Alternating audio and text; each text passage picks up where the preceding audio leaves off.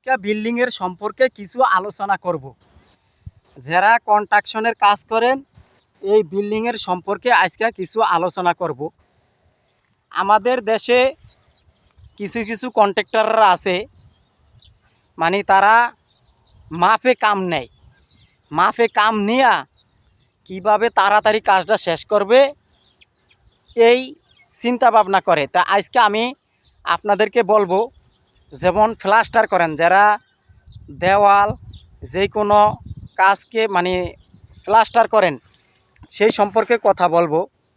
কিছু কিছু মিস্ত্রিরা আছে বা কিছু কিছু কন্ট্রাক্টর আছে, দেখবেন আপনার কোনটাকে কাম নেয়, কোনটাকে কাম নিয়ে কামটা তাড়াতাড়ি শেষ করতে চায়।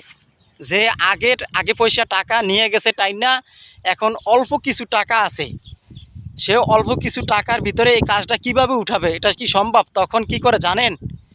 তখন সে রাজশাহীর একটা মিস্ত্রি লয়, বরিশালের মিস্ত্রি বাদ দিয়ে রাজশাহীর মিস্ত্রি লয়।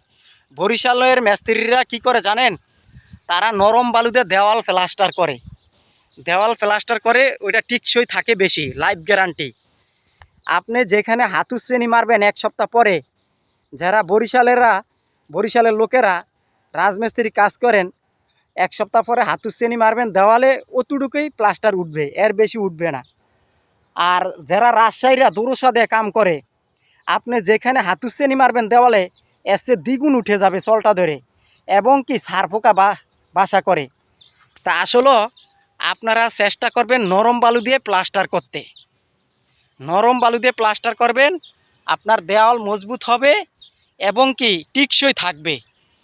তো এই কন্ট্রাক্টরের ব্যাপারে কথা বললাম, যে কন্ট্রাক্টররা টাকা অগ্রিম বেশি নিয়ে বাড়িওয়ালার কাছ থেকে, তখন তাদের কাছে অল্প কিছু টাকা থাকে, সেই টাকা উঠাবে কিভাবে, কাজ উঠাবে কিভাবে, তখন রাজশাহীর মিস্ত্রিদেরকে কাজে লাগায়। তাড়াতাড়ি দোরসার কাম করলে তাড়াতাড়ি হয়, কাজ আউগায় ভালো।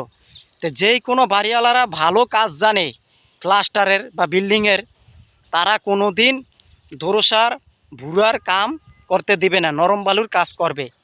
তা আসলে আমাদের দেশের কন্ট্রাক্টররা এখন বর্তমানে কন্ট্রাক্টে কাম নিলে ওরা রাজশাহীর মিস্ত্রিদের কাজ করায়, সেই কাজগুলো খারাপ হয়। এরপরে দেখা গেছে কি, এই যে এরকম হাজার হাজার বিল্ডিং, বাইরের সাইড ভিতরের সাইড 5 বছর না যাইতেই আপনার প্লাস্টার ঝরে পড়ে যায়। দোরসা বালু দিয়ে কাম করবেন, আপনার প্লাস্টার ঝরে পড়ে যাবে 5 বছর পরে। বাস্তব কথাটি তুলে ধরছি ভাই। আজকে দেখেন, যারা যারা বিল্ডিংয়ে কাজ করেন, এই যে আমরা বিল্ডিংয়ে কাজ করি, আমি খারাপ পরামর্শ দিব না, আমি ভালো পরামর্শ দিব। আপনারা সবসময় যারা বিল্ডিংয়ের কাজ করবেন নরম বালু দিয়ে কাজ করবেন, এবং সবসময় চেষ্টা করবেন ভালো কাজ করার জন্য। একটা কাজের জন্য আপনি 10টা কাজ ভালো পাবেন।